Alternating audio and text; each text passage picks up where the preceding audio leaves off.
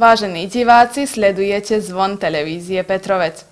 Občania, ktorí premávajú medzi Petrovcom a Kulpínom, už vedia, že sa robí cyklistická dráha medzi týmito osadami.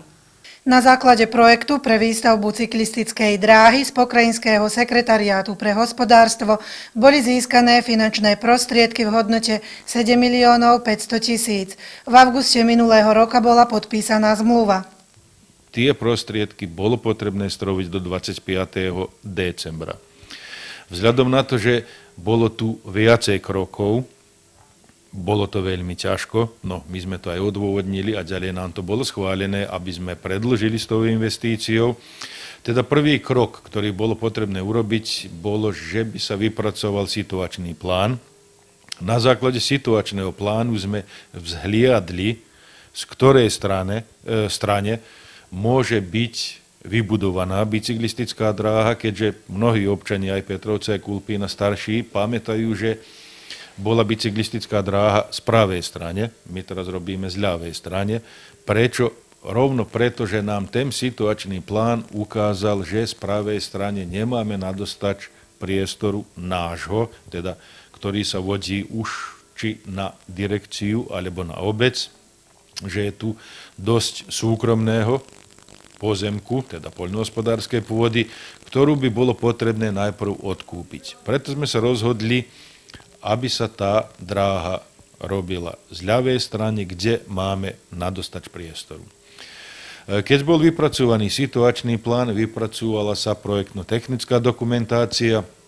Tu sme mali také dve varianty, znamená, tak sme si žiadali od toho vykonávateľa prác, aby nám vypracoval dve varianty, jedna betonová, aby bola, a druhá asfaltová. Takže tak nám bol aj vypracovaný projekt.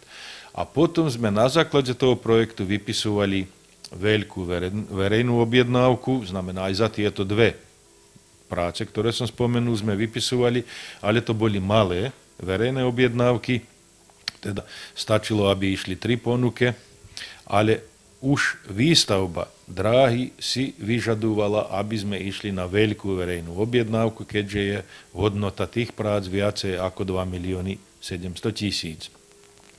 000. Aj to sme ukončili do tej lehote 25. decembra.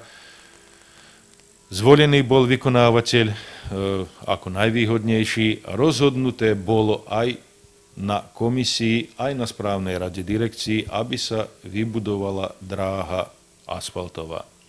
Pretože je omnoho kvalitnejšia, pretože je trvácejšia, znamená aj do budúcna sa v zimnom období, keď je potrebné, aby sa posýpala so soľou, alebo aby sa čistila, omnoho ľahšie aj lepšie to prijíma asfalt ako betón, takže rozhodnuté, aby sa išlo na túto variantu. Síce výstavba takéto dráhy je drahšia, no ale už samou zmluvou bolo podpísané, že 7 500 000 zabezpečuje sekretariát, 3 200 000 zabezpečuje obec podľa tej zmluvy. A už sme sa medzičasom, znovu bol vypísaný súbeh, uchádzali o nové prostriedky, aby sme doplnili tie prostriedky, ktoré nám chýbajú, a to je takých 4 800 000. Aká je široká táto dráha, a znamená aká dlhá, kde sa bude začínať, končiť?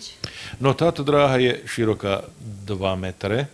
Začínať by sa mala pri Úraďkách, teda pri tej poľnej ceste na východe z Petrovca. Teda ešte tu by malo prechádzať popred pár tých domov. Výstavba cyklistickej dráhy sa začala na východe z Petrovca a po zakončení kanalizačnej siete sa predĺži ku posledným úvratiam. Je to oproti baptistickému domu. Dráha bude dlhá 2100 metrov, siahať má po Kulpínsky most. S výstavbou sú v direkcii spokojní, lebo ako hovorí riaditeľ Turan, až prekvapujúco rýchlo sa robí. My sme očakávali, že predsa trochu nie, že budú meškať, ale jednoducho, že nebudú tak ponáhľať s tými prácami. Bolo najprv dohovorené, aby oni to vytrasovali, aby očistili. Medzi tým jednoducho nás prekvapili, že oni s tými prácami už tak pokročili a môžem povedať, že za takých, verím, 10, 15, 20 dní, že to bude aj ukončené.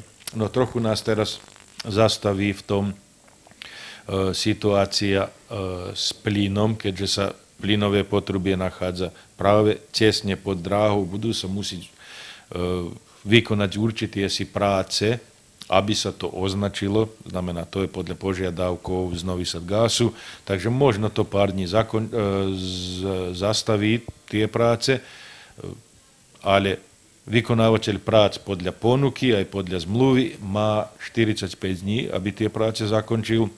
No, síce nám je nie toľko dôležité, či to bude 45 alebo bude 55, najdôležitejšie, že by to bolo kvalitne odrobené a ja verím, že bude, vzhľadom na to, že je náš dozorný orgán prítomný tam každý deň, naložené im je, aby skúmali zbytosť tej podlohy, znamená, aby sa skúmalo už aj sám piesok, ten tucaník, teda tie kamene, všetko sa, ako prebiehajú práce, tak sa aj koná to skúmanie, analýzy, či je tá zbytosť zodpovedajúca.